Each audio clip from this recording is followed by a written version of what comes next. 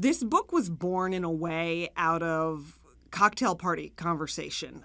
People wanting to know who my favorite interview ever was, what the most crazy interview I ever did was. And again and again, I found myself telling the same handful of stories. You won't believe what happened when I interviewed Mariska Hargitay and then years later made a complete fool out of myself in front of her. Or you won't believe what happened when I met Neil Patrick Harris and made a complete fool of myself in front of him.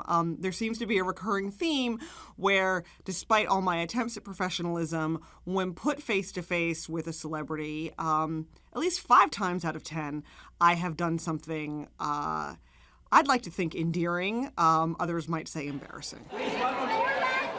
When I was still in my early 20s, it was hard for me to grasp the fact that having an amazing experience with a celebrity, having a fantastic interview, having them turn on all their charm for my benefit, did not mean that we were now friends. I had to learn that lesson the hard way with Mariska Hargitay, who I foolishly thought was going to be inviting me over to play charades.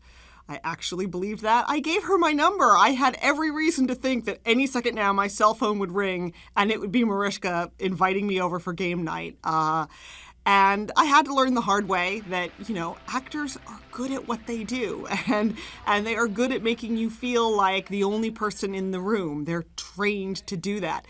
It doesn't mean your phone will ring. It doesn't mean they will actually call and invite you over to play charades. And it definitely does mean that when you meet them again years later, you should not ask them why they never invited you to play charades.